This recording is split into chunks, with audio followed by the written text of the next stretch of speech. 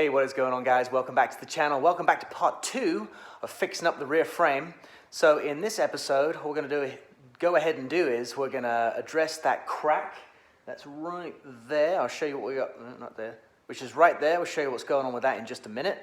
We'll end up building the cross brace there that we're going to use to put the shock mounts on. So without further ado, let's get straight into it. I'll show you what I've made up and what our plan is going forward.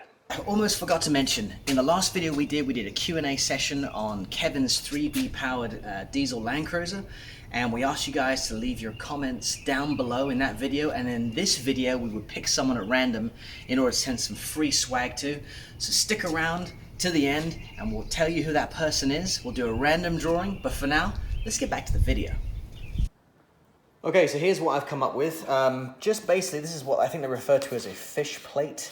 It's got all these sides that you can add weld to make the plate and the fix really strong. So I just went ahead, kind of measured it up, got the general dimensions across that crack, transposed it onto cardboard, and then went ahead and made this 3/16 inch plate of steel. The idea here is, Kevin's coming over here in just a minute. He's got a 240 volt welder. We'll come in here and we'll weld this up, weld this bottom part up, make it nice and strong, and we'll take this plate, put it on there, something like that, give it a good weld all the way through, and then that area should be nice and strong and fixed. And then from there, we'll go ahead and start making that tube that go across here that we can put the shock mounts on. So anyway, he should be over in just a minute. I'm gonna go ahead and get this thing raised up, get the wheel off, so we have nice access to that crack, and then we'll just, we'll carry on from there.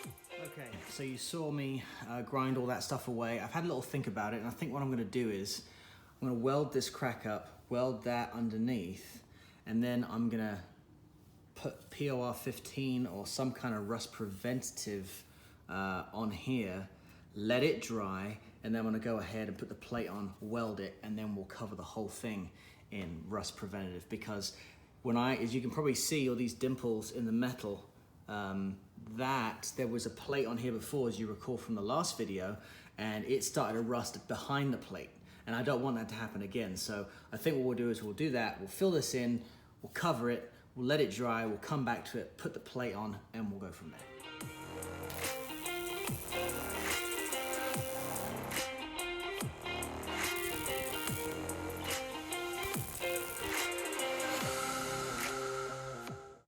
We have it, just a few minutes there with the flapper disc, and that is all nice and smooth, a seamless weld there, nice and smooth, so we get our plate will sit nice and flush against it.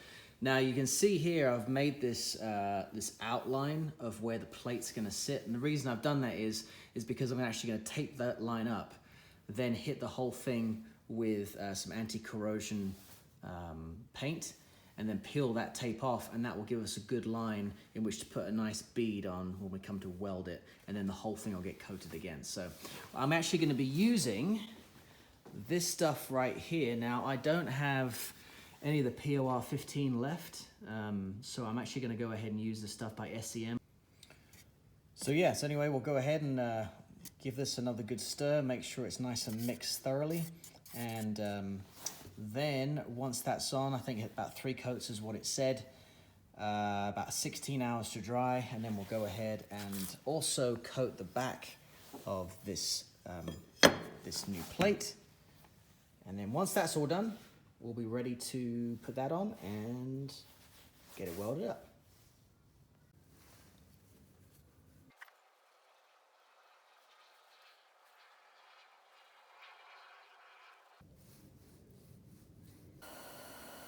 All right, I got the first coat on. I'm just gonna do a couple of coats. As you can see, I got the heat going here because it's kind of chilly outside, and the instructions do say that you shouldn't use this below 50 degrees Fahrenheit, and it is 48 degrees Fahrenheit outside right now, so little touch and go, but it would seem this is working out pretty good. This is about 70, and the plate down here is 60-ish. So as long as we keep it above 50, we should be good. So we'll go ahead, let this tack up for about, I don't know, 20 minutes or so, or 30 minutes, and then I'll come back with another coat, and that should be it.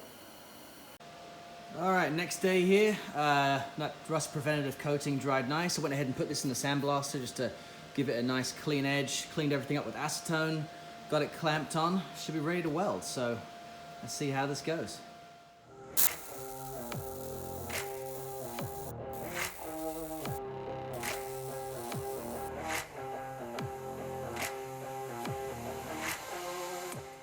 All right, there we have it. It's all on nicely. Got some good penetration.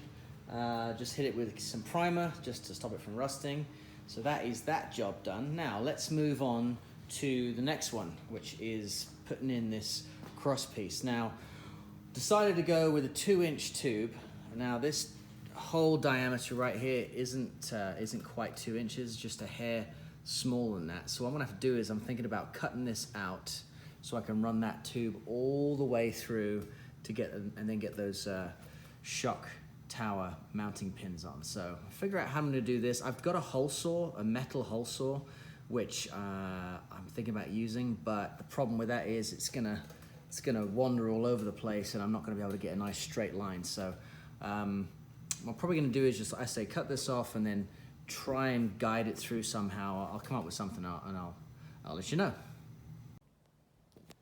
All right, guys, it's been a couple of days.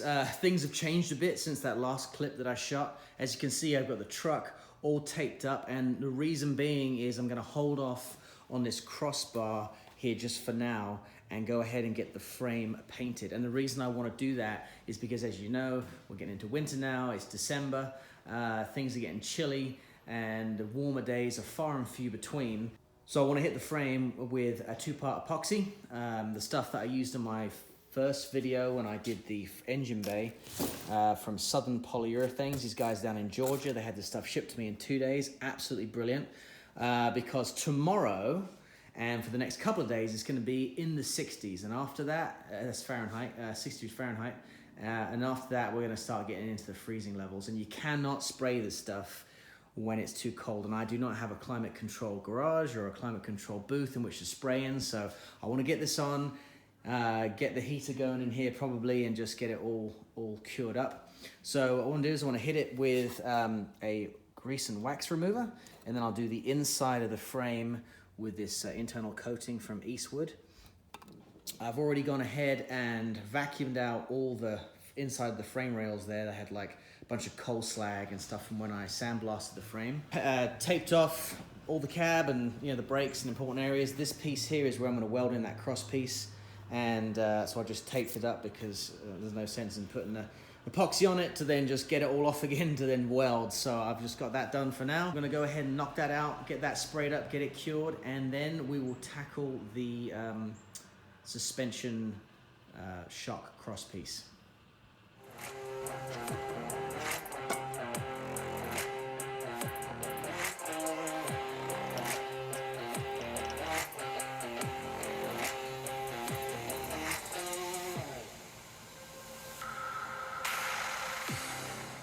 Everything mixed up.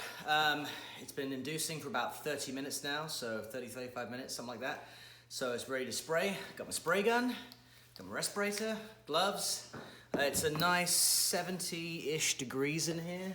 The vehicle is about 70. Yeah, about 70 degrees. So, nice and toasty. I'm gonna go ahead and crack open the garage door, spray it, let all the fumes get out, close the door, and get it baking again. So, let's crack on.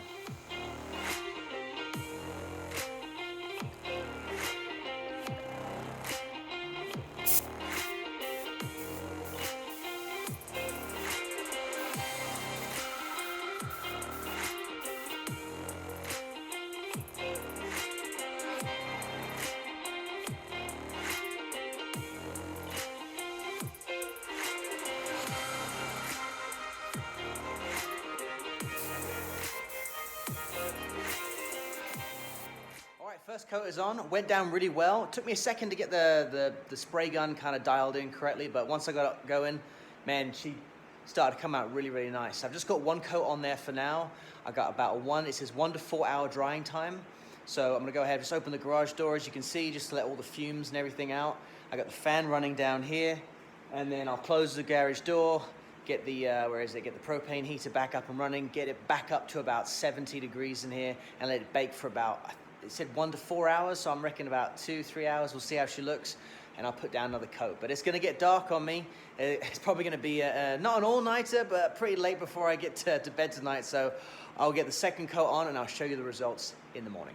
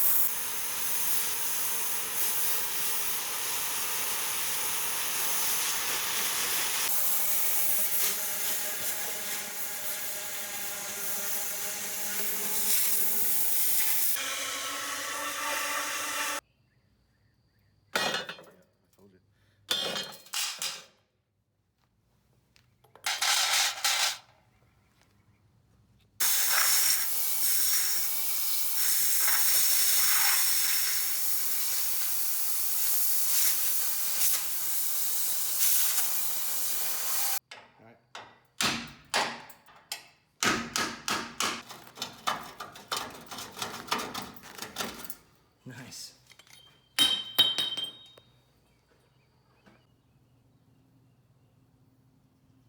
All right, guys, here is the next day here. So as you saw in that last clip, we ended up breaking out the cutting torch to cut out this old piece of, what was left of this old piece of pipe, which is right here. Was debating back and forth about which size diameter pipe to go with. As you can see, this was the original. Millimeters, it's about, 49, just about 49 mil, just over. This bit of pipe, which I was going to use, was slightly smaller diameter, so about 42.6 millimeter. And so I went back and forth. It would have been easier to put that one in because the space in the frame. Kev kind of convinced me to go with the larger diameter pipe. Figured, may as well beef it up, make it stronger while we're in here. This one, for reference, is 51, so just a little bit bigger. Of course, that required cutting out the hole on either side of the frame and then just doing a little massaging to make it fit in there. So got that in. It's about as level as it can be. I've leveled out the whole frame, used this piece of wood here as a reference point, going from that bracket. These two brackets basically hold on the bed, and you can see got it pretty damn level, and there's for reference. So nice and level. So now all we need to do is, I've got the pins that we cut off. Here those are. They look like a bit of a mess at the moment, but we're gonna put these in Kevin's lathe and turn these to get rid of all this metal on the outside. Drill some new holes, put the pins back in, weld them up, weld up the side pieces, coat everything in chassis paint, and then we'll be done with this project. So just a little update there, what's going on. Let's go ahead and get these holes drilled and move on.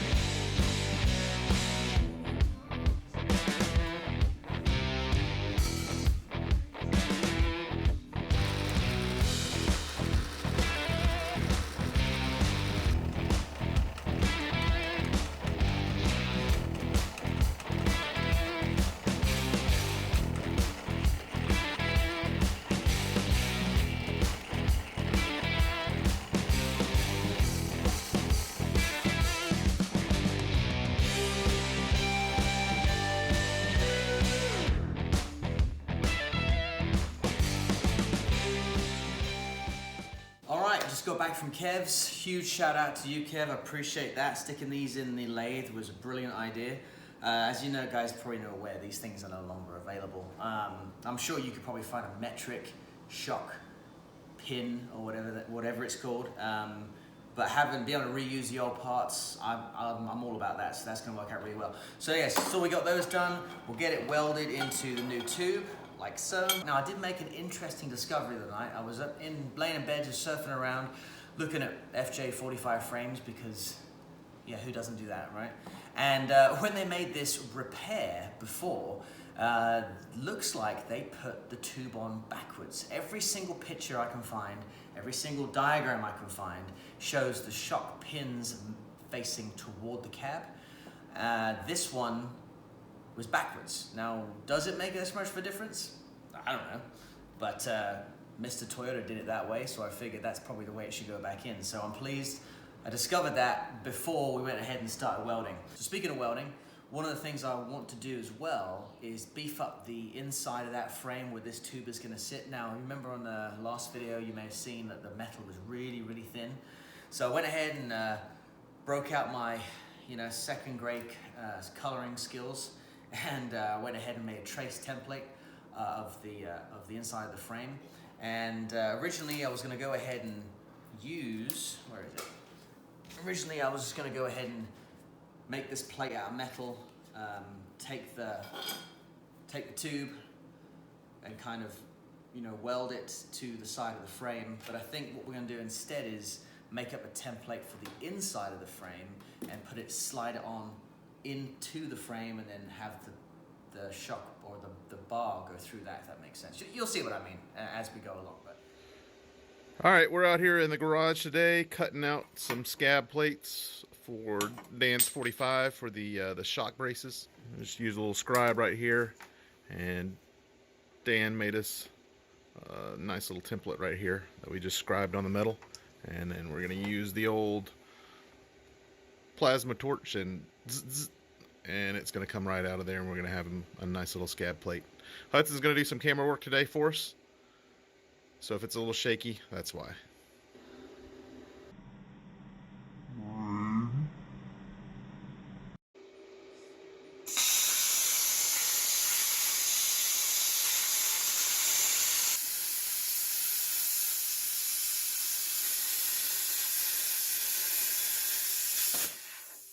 Alright guys, we got 2 of these cut out, the other one's over here hot. I'll get them over to Dan and he can start grinding them and get the tube to fit through, and the next time you see him we'll be welding them up into the frame.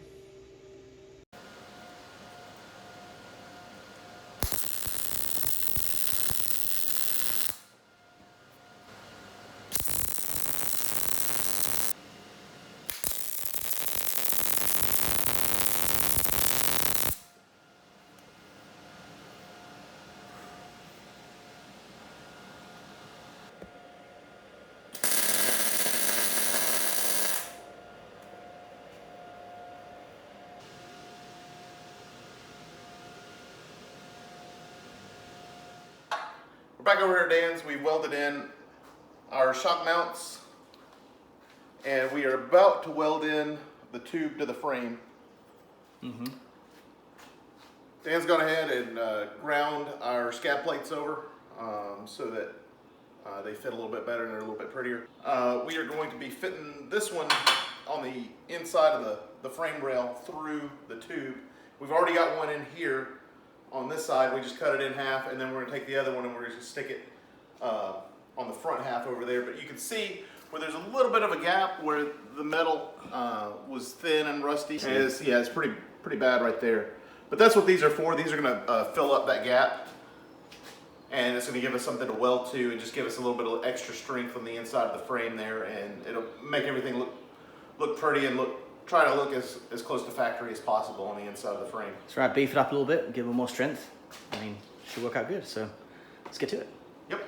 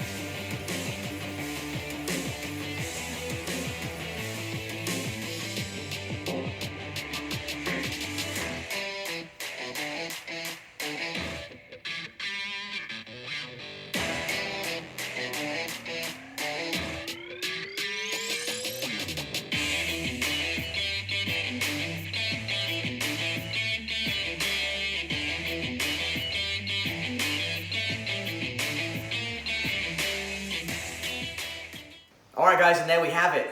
She's all back together. I'm really happy with everything turned out from doing welding up the crack in the frame, fixing putting on the fish plate, fixing the tube, reusing the pins. I mean, everything just went way better than I had hoped it would. The chassis paint I used came out really nice. The thing looks brand new. Overall, really happy. It's taken me a few months to put this video together, just between the bad weather and waiting on parts and stuff to come in. But overall, really happy with it. Huge thanks to Kev, as always, for his help. I couldn't do it without that guy. On the next video, what we're going to do is I'm going to address the lower half of that cab. As you can see, the bottom half of that cab is pretty, well, it's seen better days. I know you can't really see that when the bed is on, but it's one of those, hey, you know what? I got the bed off, I got the paint. Let's just go ahead and do that. Fix up the back of the cab, and also got the FJ45 sitting over there on the workbench. Now, as you know, the 5-speed, I had a bit of a snafu with the 5-speed transmission, completely my fault, but it's back together now, and I'll get that back in the truck in the next video too. So hopefully between those two things, hey, maybe we will go and get the bed and put it back on and take this thing out for a test drive. But anyway, we'll just have to wait and see what happens on the next video. Really appreciate you guys watching. Check us out on Instagram if you haven't done so already.